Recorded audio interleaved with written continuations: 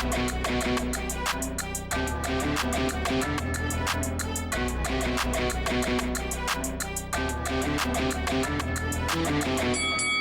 guys, welcome to Boxing Squared for boxing news and views from around the internet. Jared Anderson will make his return to the ring coming off his loss in August 2024 to Martin Bakole. He will return on Valentine's Day on the Baranchyk-Davis undercard. He will be facing Marios Kollias.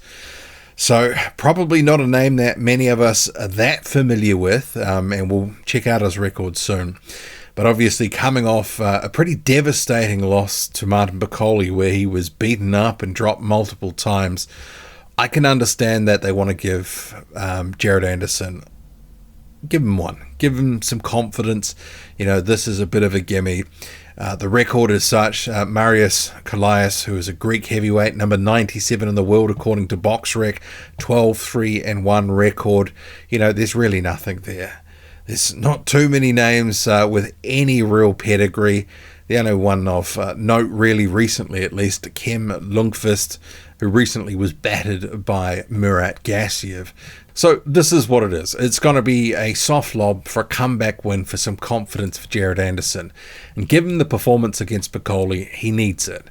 I don't know if it was overconfidence, arrogance, or they just messed up the tactics and got it all wrong.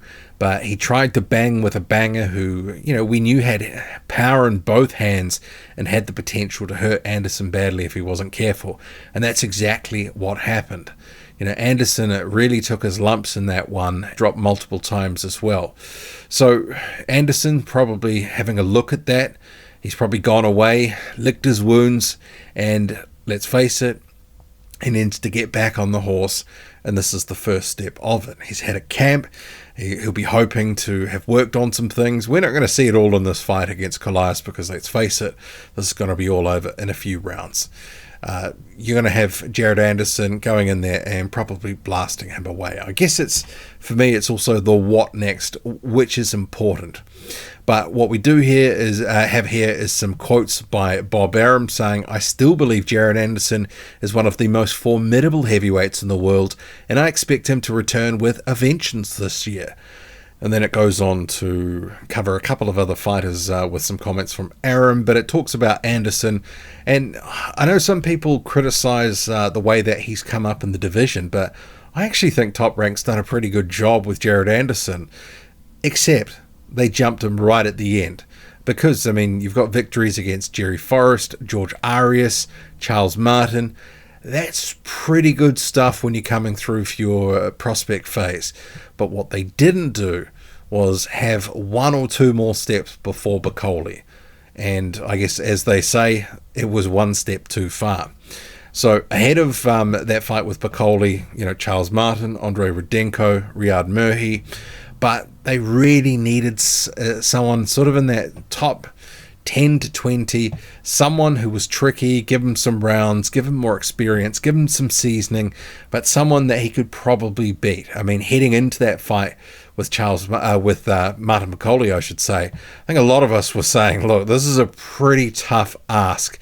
Is this too much too soon? And obviously it proved so. Bakole was looking for the opportunity. Anderson took that fight and ended up being the opportunity for Martin Bakole to really announce himself to the wider, you know, sporting public. I think heavyweight boxing fans have been following things relatively closely, know that Martin Bakole was dangerous but lacking for opportunities. But now you've got Anderson coming off that loss. You know, how's the mentality? You know, can he pick himself up? Can he dust himself off? Can he stay out of trouble and minimize the outside of the ring issues that had plagued him in the year or so before that performance against Bakole? And, you know, one of the questions that I'd asked a few months before that fight with Bakole was, had the development for Anderson tapered off? Maybe this is, you know, that loss to Bakole was what he needed, at least in a sense, to get him back on the straight and narrow, because we know that Anderson, a lifelong boxer, you know, has oodles of talent, but, you know, maybe he believed too much in the hype that was building around his name and thought that he could just go in there and dominate Bakole and take him out. And obviously he got a rude awakening in that one. And you can't just rely on talent and flashiness. And clearly he's a good, solid puncher, but he's not a lights out puncher. And at certain points in the heavyweight division, you're going to have guys who can take your shots, but also deal those lumps back in return. And he found that and met that in Martin Bakole. But at 25 years old, there's still a lot to like. He can still develop. He can get better. He can bounce back. But some of it is also on his shoulders. And I hope he's got good people around him that have been helping him through the loss to sort of pick himself up and obviously try to replot what they want to do in the heavyweight division with him. Obviously, Top Rank's got a lot invested in Jared Anderson. They say that he is one of the most formidable heavyweights in the world, and they expect his return with a vengeance this year. They're going to say nothing less, but I guess, and this guy, Marios Kollias from Greece, yeah, it is what it is. I'd like to see, if you look at BoxRec, where Anderson, number 19, you have guys like Joe Joyce, Kubrat Pulev, Mirat Gassiev, Dillian White, F.A. Ajagba, or even Otto Wallin. Are some of those, I think, realistic and hopefully makeable? I'd hope so, especially in the Riyadh season sort of era. But also, I think, a lot of those fights are winnable fights. If he comes in with his head screwed on, has a good training camp, keeps his nose clean, and is actually dedicated to the sport and believing that he can get better through hard work and training and executing in the gym, there's nothing to say that he can't still be a top heavyweight. And I think there's a number of guys that he still matches up very well with at this stage of his career. But it is sort of that, I think Bakole beats all those guys that I just mentioned. And I think you have to have Anderson facing similar competition at some point. Maybe that's not next, maybe that's in 2 fights.